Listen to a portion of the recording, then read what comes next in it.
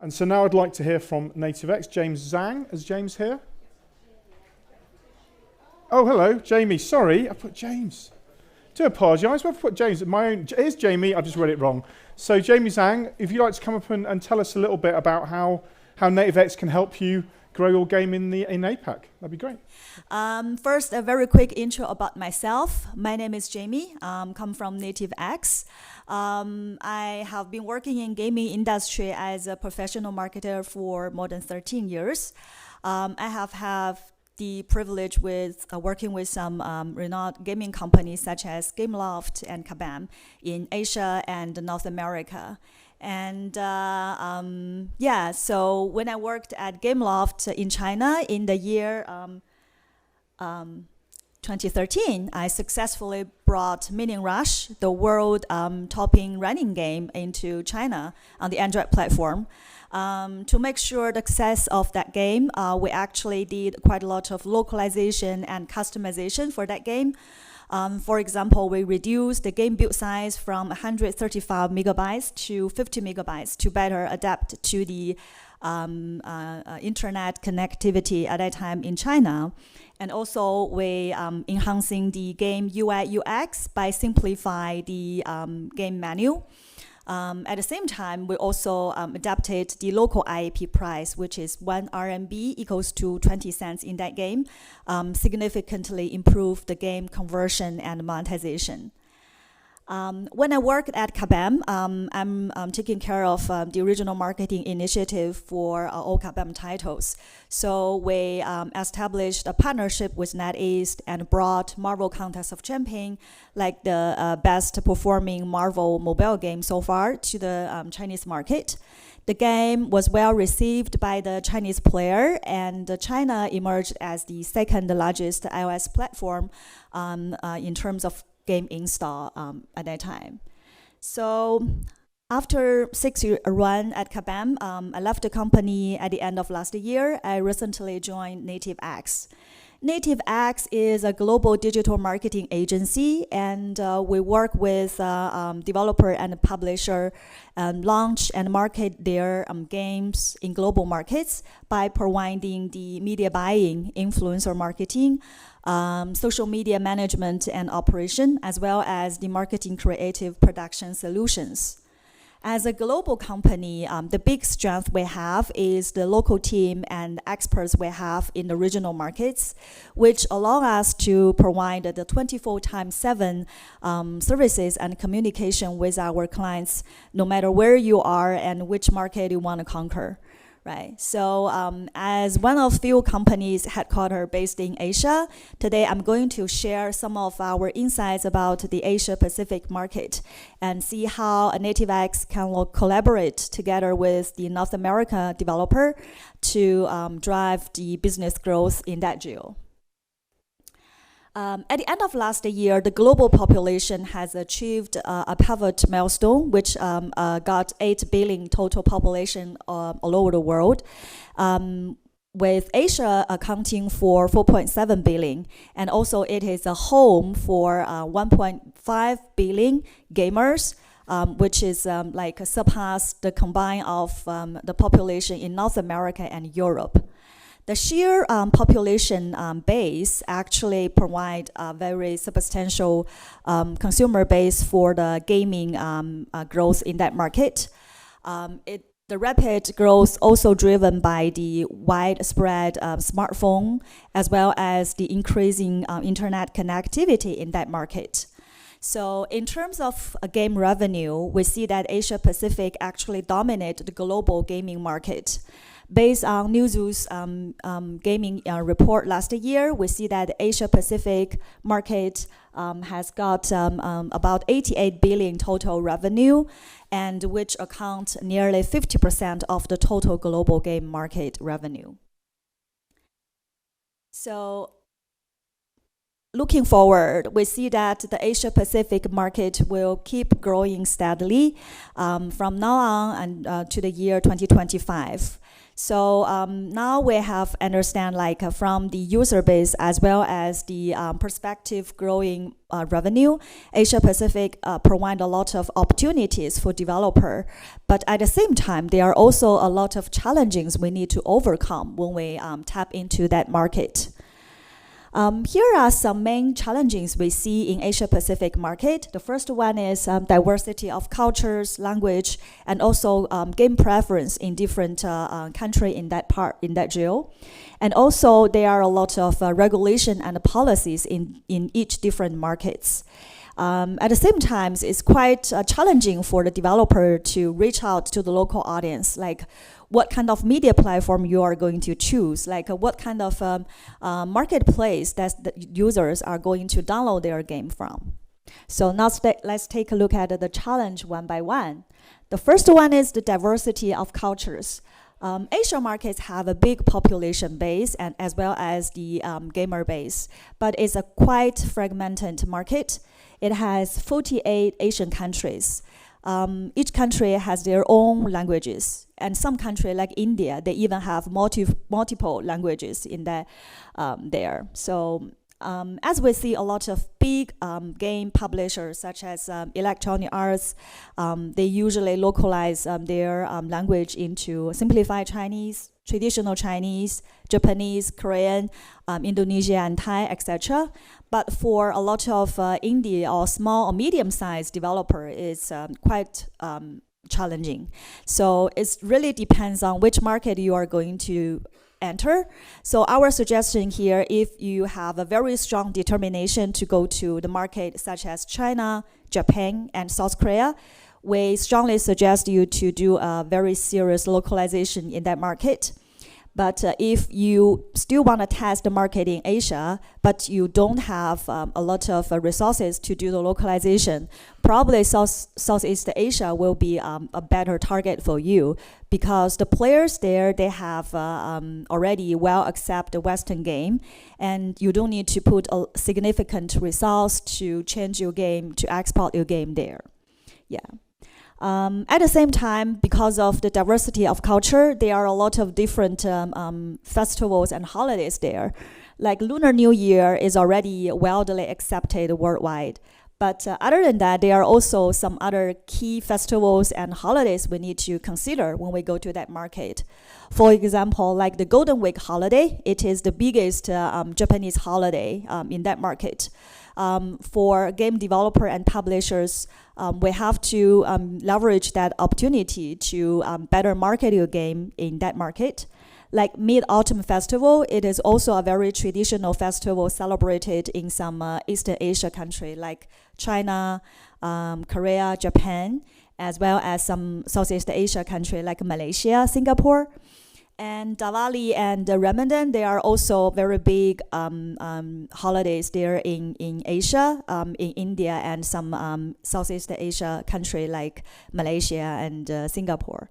So when we go to the Asia Pacific market, we have to bear in mind that the diversity of culture, language there is very important.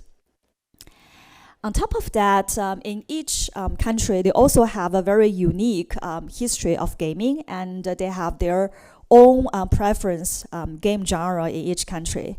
First, let's take a look at China, the biggest game market.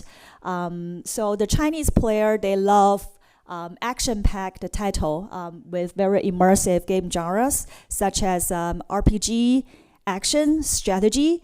Even nowadays, when you take a look at the top grossing charts on the China App Store, you can see there are a lot of like MMORPG game there. Japan, they have a very heavy impact on the anime and console game history there. So a lot of Japanese players, they like to play RPG game. When we take a look, we see that there are quite a lot of popular titles which locally developed RPG. They are featuring the anime comic as well as the game elements. So the top 3 game genre in Japan include RPG, action, and adventure game. South Korea is another different market. When we take a look at the Korean gamers, they love the social and competitive elements in game. That's why it's the home for esports. We need to pay attention that the RPG game actually dominate the South Korea gaming market. It contribute like more than 57% of the total revenue in that market, so it's very competitive. There are also 2 emerging markets in Asia. One is Southeast Asia. Southeast Asia gamers, they love the social elements and team-based gameplay. Also, it is emerging markets for the esports nowadays. There are some like games such as PUBG Mobile and Mobile Legends Bang Bang. They actually dominate the top grossing charts in Southeast market for a long time. India is also a very good big emerging markets. We see that the rise of the genres built for esports competition. The player there like action, battle royale, MOBA, and even shooting games. So the top 3 game genre in India include like the action game, strategy game, as well as the casual game. When we talk about challenging, another big challenge we have is the local regulation and policy. As we all know, China is a big country. They have a very strict policy and regulations on gaming. Since 2021, the government actually implemented a very strict regulation and policy to combat the game addiction. So the regulation include like they limit the time playing for teenagers in that market, and also they integrated the real name verification system into the game. Another key things that you need to obtain before you go to China market is the ISBN. It's quite similar with the movie release in China. All the games with IAP, if you want to publish in that market, you have to apply for the ISBN first. Yeah. The Chinese government, due to the COVID-19 problem, they suspend the important game ISBN approval for like 18 months. At the end of last year, we see that there are 44 important games they have got the ISBN approval. And the good sign is in the first quarter this year, there are total 280 games got approval from the Chinese government. Among them, there are 27 important games, and including 11 games from South Korea. Why I mention South Korea? Probably you know that due to the long-term political reason, actually the Chinese government banned Korean-related content, including K-drama, K-pop, and Korean games. So it is a very positive sign to show that Chinese government now they have a more open environment to welcome the foreign game players to join that market. So we forecast that probably there will be 1 to 3 new batches as being approval will coming in the rest of the year. Here is an overview of the media landscape in Asia Pacific. Most of the countries actually they use the similar social media channels here in North America and Europe. But some countries like Japan, South Korea, and mainland China, they have totally different things. In Japan, Line dominant the social platform. Other than Line, Twitter is also a very important social media platform that for game developer to leverage. Because the Chinese player, they use Twitter a lot to get the daily news about the game as well as the update content, or even they want to participate in some contest on Twitter platform. In South Korea, Naver Cafe is a very big player community. Some successful Western games such as Clash Royale or Clash of Clans, they have a very big player base on Naver Cafe in South Korea. Like mainland China is totally different. We don't have the Facebook, Google, or TikTok there. Instead, we have some Chinese equivalents there, such as WeChat, which is a very powerful all-in-one social media in China. And Weibo is something equivalent to the Facebook here in Western world. And Toutiao and Douyin, which is the Chinese version TikTok, work really well in China, especially for those UA campaigns for the game developer and publishers. So influencer marketing is also very important in Asia Pacific. This table shows that in Asia, actually player they have a showing more trust in gaming influencers when they are looking at the content on YouTube and TikTok. Some countries such as India, Indonesia, and Singapore, they even have a very high trust percentage there. So when you bring your game there, probably influencer marketing is one of the marketing tools you need to consider, because on one hand, it can help you drive more awareness, and on the other hand, it can further engage with your player. Okay, so after we see the diversity of culture in Asia as well as the game preference for each country, now we'll see what kind of media strategy we can conduct to reach out the audience we have there in Asia.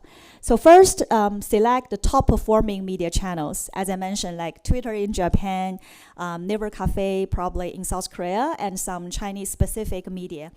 And the other one is the content and creative strategy. Usually when we do the UA campaigns for our clients, we have divided the UA campaigns into different phases. In the early phase, actually, we will target a very broad audience, use the, for example, like the new user offers and in-game perks to attract them to download the game. And based on performance, we'll adjust our creative to stabilize our CPI. And in the middle phase of our UA campaign, we actually will focusing on some high-value users there, and by conducting the AEO campaign, and we'll shift our focus to the gameplay creative there, and fine-tune our targeting to lower the cost and then improve the conversion rate. And in the late phase, sometimes we'll just use a lot of eye-catching content in our marketing creative and to catch those big spender in-game and then to further improve our marketing ROI. Another strategy we can use is leverage the seasonal marketing beats there. On top of those holidays, there are also some marketing beats we can leverage. For example, like the Asia big sales mega event, Singles Day, November 11th. There are a lot of sales happening in game as well. The suggestion here I gave you is don't launch your UA campaign during that period of time, because the traffic will be very expensive. Please upload your users in advance and then combine the in-game content at that time as well as the other marketing campaign to better engage and the players and monetize your players and further maximize your campaign performance. And there are also some other marketing initiatives that for the game developer and publishers, for example, like PR, like influencers, as well as some like OH and TV commercials in some market like Japan and South Korea. It is very commonly used in that market. Yeah. Here, I would like to share a case study from one of our clients. The game called Shop Titan. The game actually is quite popular in North America and Europe market, but they don't have any marketing presence in Asia, especially in Japan, which is one of their top performing market. So the marketing campaign we propose is the TikTok hashtag challenge. The reason why we choose TikTok is that we're seeing that TikTok is getting more and more popular in Japan. And the timing we choose is the Golden Week holiday, which is the biggest holiday season in Japan. So there are several campaign elements make this campaign very successful. The first one is that they have the in-game Japanese theme event and give away items. For example, the client give away the beckoning cats as well as the Japanese character Yami coins during that campaign period of time. So every users from Japan, when they open the game, they can receive that free items. And also, we're working with 7 TikTok influencers to heat up the hashtag challenge campaign and make more awareness and drive their followers and fans to create the UGC content on TikTok. At the same time, there are several brand visibilities on TikTok. For example, we have the takeover video and the brand premiere video as well as the banner to drive people's attention to participate this contest. And also our clients, they do the UA campaigns in Japan during that time. As a result, the campaign performance was really good and surpassed the client's expectation. So during the 3 days, we have generated more than 56 million total impressions and more than 27,000 UGC content on TikTok. On top of that, it also helps us, our client, to lower their CPI costs and generate a lot of organic game installs in Japan during that time. Even this campaign actually finished, but please note that those UGC content created by the influencers and TikTok users are still there, and the impact will be very long term. Okay, so last, I would like to share some best practice. So basically, I divided into 3 different parts.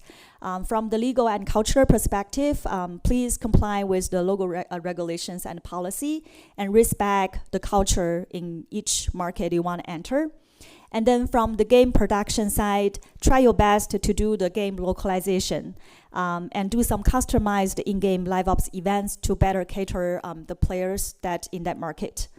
Also, if you have enough resources, please integrate with the local payment and monetization strategy and provide the local customer support service to better serve your players in that market. From the publishing and marketing perspective, we suggest you to distribute your game through the local channel and listen to your local players, understand what they want, and talk to your player and reach to your player emotionally. And use a unique and specific marketing approach to reach to your audience in each different market. So the big suggestion we give you here is that if you don't have a lot of confidence in that market and you don't have a lot of knowledge in that market, better working with a local partner because they know the ins and outs in that market. Also, they can help you connect a lot of useful resources such as publishers, or DSP resources there. Due to the time limits, I think I just touched like a very high level information about Asia Pacific market. If you have any questions or you want to discuss this topic, feel free to drop me an email. Thank you. Thank you very much. Wow. That was incredible. There's a lot of information. Yeah. I mean, there's 1.5 billion. It's lots of different countries. There's a lot to get your head around. But is any questions about reaching out to Asia market, APAC, out there? Bit shy. They're a bit shy coming to lunchtime. One question, I guess, for like, I know to work in the Chinese market, you need a partner. That's what you help with. If you're a kind of a small developer or mid-sized developer, where would you kind of focus your efforts if you couldn't maybe have the budget or focus to use everywhere? Because China's obviously the biggest in terms of audience, I think. I mean, India's very big. Southeast Asia's huge. Is there a particular place? Because China's also quite difficult to enter without a partner. Would you suggest like Southeast Asia? I guess it depends on the game, but is a better starting point? Yeah, right. Yeah. Yeah, it really depends on the game genre, what kind of game you are building. Yeah. If it is a very hardcore, like the competitive game, I suggest probably you will see Southeast Asia, because that market, you don't need to have a lot of resources to change your game, to export your game in that market. Also, that game market have a very big potential on the high LTV users, especially like nowadays, like Web3 and NFT game also very popular in Southeast Asia. So I think that's probably one of the market you can try if you don't have a lot of resource.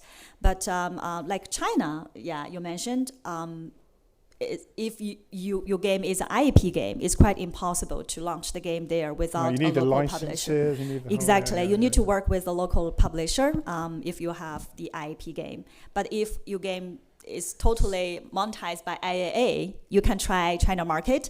You can gain a lot of traffic from there. Huge market. Also amazing place to visit. I'm looking forward to going back. It's been a couple of years.